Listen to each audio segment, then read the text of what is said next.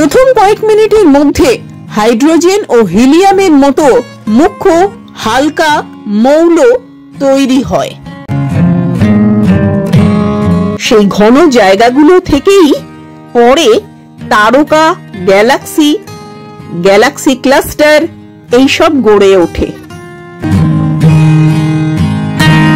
সেই প্রাথমিক ঘনত্বের পার্থক্যই গ্যালাক্সি, ছায়াপথ ও ব্রহ্মাণ্ডের বৃহৎ কাঠামোর বীজ হিসেবে কাজ করেছে।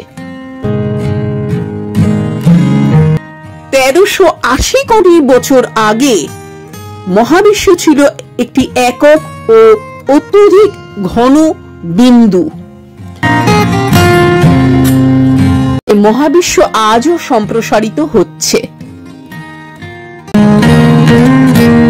পুরো স্পেসটাই ছোট ছিল, আর সেটা ফুলে ওঠা বেলুনের মতো দ্রুত বড় হতে শুরু করে একটা সময়।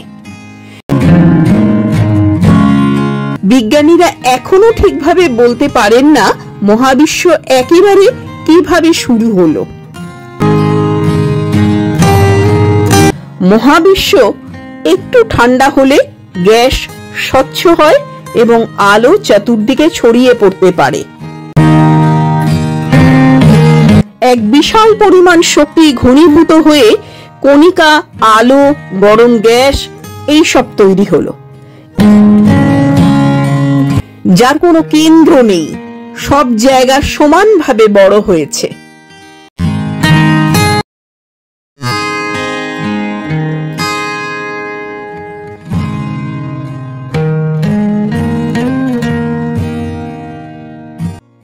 Hello and welcome to Genius Mindset 3.1.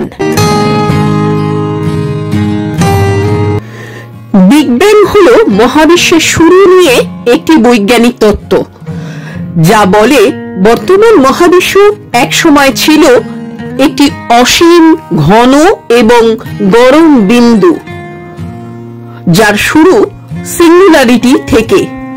পরে তা দ্রুত সম্প্রসারিত হয়ে আজকের নক্ষত্র, গ্যালাক্সি, গ্রহ ও সময়, স্থান এইগুলো তৈরি করেছে। শুরুতে সিঙ্গুলারিটি তত্ত্ব অনুযায়ী প্রায় 13.8 বিলিয়ন বছর আগে, অর্থাৎ প্রায় 1380 কোটি বছর আগে মহাবিশ্ব ছিল একটি একক ও অত্যধিক ঘন বিন্দু। প্রাথমিক মুহূর্তে মহাবিশ্ব অত্যন্ত দ্রুত সম্প্রসারিত হয়, এক প্রক্রিয়া যা কসমিক ইনফ্লেশন নামে পরিচিত। তারপর শীতল হয়ে কণা গঠন করে। সম্প্রসারণের সঙ্গে সঙ্গে তাপমাত্রা কমতে শুরু করে। কিছু সেকেন্ড পরে কোয়ার্ক এবং গ্লুয়ন তৈরি হয় এবং পরবর্তী সময়ে প্রোটন, নিউট্রন গঠন করে। প্রথম কয়েক মিনিটের মধ্যে হাইড্রোজেন ও হিলিয়ামের মতো মুখ্য হালকা মৌল তৈরি হয়। মোটামুটি প্রায় 3,80,000 বছর পর মহাবিশ্ব শীতল হয়ে পর্যাপ্ত কম ঘনত্বে পৌঁছয়, আর তখনই ইলেকট্রন এবং নিউট্রন যুক্ত হয়ে অ্যাটম তৈরি হতে শুরু করে। সেই সময় নির্গত আলো আজকে মাইক্রোওয়েভ রূপে অবশিষ্ট আছে, যাকে আমরা সিএমবি বা কসমিক মাইক্রোওয়েভ ব্যাকগ্রাউন্ড বলে থাকি। সেই প্রাথমিক ঘনত্বের পার্থক্যই গ্যালাক্সি, ছায়াপথ ও ব্রহ্মাণ্ডের বৃহৎ কাঠামোর বীজ হিসেবে কাজ করেছে। মহাবিশ্বে হাইড্রোজেন ও হিলিয়ামের পরিমাণ বিগ ব্যাং মডেল দ্বারা পূর্বানুমান করা পরিমাণের সঙ্গে মিলে যায়। দূরবর্তী গ্যালাক্সিগুলোর রেডশিফট দেখায় যে মহাবিশ্ব আজও সম্প্রসারিত হচ্ছে। এখন আসল প্রশ্নটা হচ্ছে, তাহলে বিগ ব্যাং এর আগে কি ছিল? কিন্তু এই প্রশ্ন এখনো পুরোপুরি সমাধান হয়নি। অনেক মডেল আছে, যেমন প্রি বিগ ব্যাং ঘটনা বা পুনরাবৃত্তি মহাবিশ্ব মডেল। সিঙ্গুলারিটির প্রকৃতি বোঝা কঠিন, কারণ সেই সময় ফিজিক্সের পরিচিত নিয়ম একসাথে কাজ করে না। বিগ ব্যাং মানে কোনো বোমার বিস্ফোরণ নয়।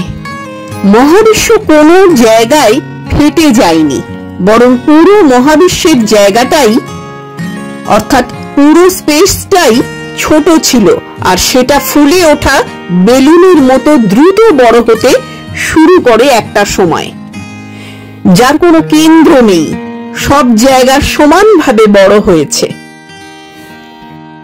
কিন্তু এই শুরুর দিকটা আমরা পুরোপুরি জানি না। সবচেয়ে প্রথম সময়টিকে, যখন মহাবিশ্ব খুবই ছোট ছিল, সেটাকে বলা হয় প্লাঙ্ক যুগ।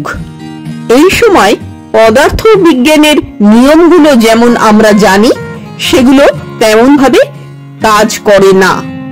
সময়, জায়গা, শক্তি সবই দুলছিল, অস্থির ছিল।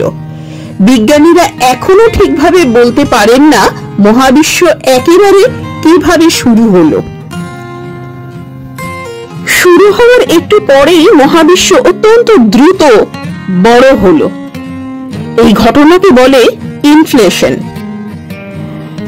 এখন প্রশ্ন হচ্ছে, এটা কেন দরকার ছিল? কেনই বা এটা হলো?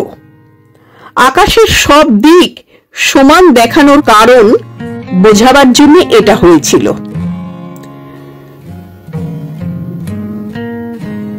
মহাবিশ্ব এত সমতল কেন, সেটা বোঝাতে এই ঘটনার দরকার ছিল।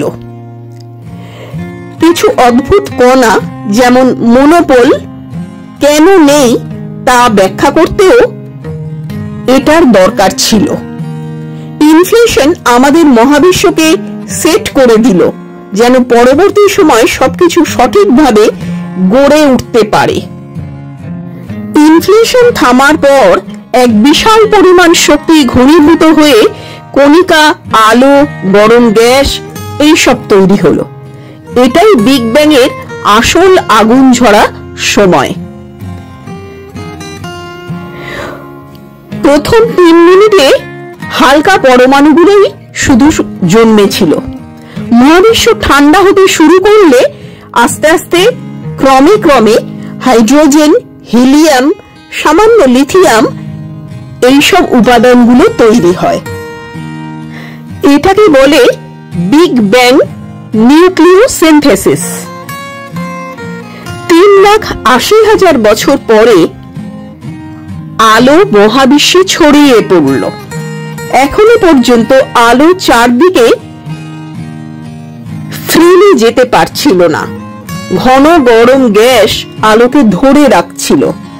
মহাবিশ্ব একটু ঠান্ডা হলে গ্যাস স্বচ্ছ হয় এবং আলো চতুর্দিকে ছড়িয়ে পড়তে পারে। এই আলোকটি আজ আমরা দেখি সিএমবি হিসেবে, মহাবিশ্বের প্রাচীন আলো। ইনফ্লেশনের সময় খুব ক্ষুদ্র কাঁপুনিগুলো বড় হতে হতে মহাবিশ্বের কিছু জায়গাকে একটু বেশি ঘন আর কিছু জায়গাকে একটু কম ঘন করে দেয়। সেই ঘন জায়গাগুলো থেকেই পরে তারকা, গ্যালাক্সি, গ্যালাক্সি ক্লাস্টার এইসব গড়ে ওঠে। ডার্ক ম্যাটার ও ডার্ক এনার্জি। আমরা মহাবিশ্বের যে জিনিস দেখি, অর্থাৎ তারকা, গ্যালাক্সি, তা মোটে 5%। বাকি 27% হচ্ছে অদৃশ্য পদার্থ বা ডার্ক ম্যাটার। 68% অদৃশ্য শক্তি বা ডার্ক এনার্জি, যা মহাবিশ্বকে দ্রুত ছড়িয়ে দিচ্ছে। এই দুটি বিগ ব্যাং মডেলে খুব গুরুত্বপূর্ণ। বিগ ব্যাং কি বোঝায় আর কি বোঝায় না, সেটা এবার আমরা দেখব। মহাবিশ্ব কিভাবে বড় হলো, ঠান্ডা হলো, গঠন হলো, তা বোঝায় বিগ ব্যাং। মহাবিশ্ব ঠিক কোথা থেকে এসেছে সেটা বিগ ব্যাং থেকে আমরা জানতে পারি না। কিছু ছিল না, হঠাৎ করে সব তৈরি হলো, এমন সহজ ব্যাখ্যা দেয় না বিগ ব্যাং। মানে মহাবিশ্বের খুব গরম ছোট ঘন অবস্থার পরবর্তী বিকাশ। বিগ ব্যাং মানে মহাবিশ্বের খুব গরম ছোট ঘন অবস্থার পরবর্তী বিকাশ। শুরুটা কিন্তু এখনো রহস্য। মহাবিশ্ব শুরুতে অনেক ছোট ছিল, ইনফ্লেশনের ফলে এটা দ্রুত বড় হয়, শক্তি থেকে পদার্থ তৈরি হয়। প্রথম কয়েক মিনিটে হালকা উপাদানগুলো জন্মায়। 3,80,000 বছরে মহাবিশ্ব স্বচ্ছ হয় এবং তার ফলে আলো চতুর্দিকে ছড়িয়ে পড়ে, যেটাকে আমরা সিএমবি বলে জানি। ক্ষুদ্র কাঁপুনি থেকেই তারকা, গ্যালাক্সি এইসব গড়ে উঠেছে। ডার্ক ম্যাটার ও ডার্ক এনার্জি এখনো মহাবিশ্বকে চালাচ্ছে।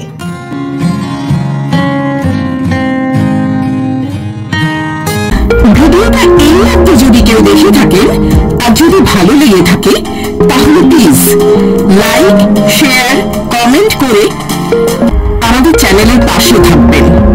সাবস্ক্রাইব করে পাশের বেল বাটনটাকে অন করে দেবেন, যাতে আমাদের পরবর্তী ভিডিওর নোটিফিকেশনগুলো আপনারা সহজেই পেতে পারেন। Be curious, be genius, celebrate your life in a proper way.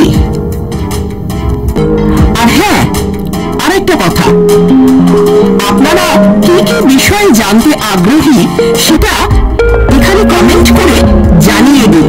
আমরা পরবর্তীকালে চেষ্টা করব আপনাদের পছন্দ মতো বিষয়ে ভিডিও করতে।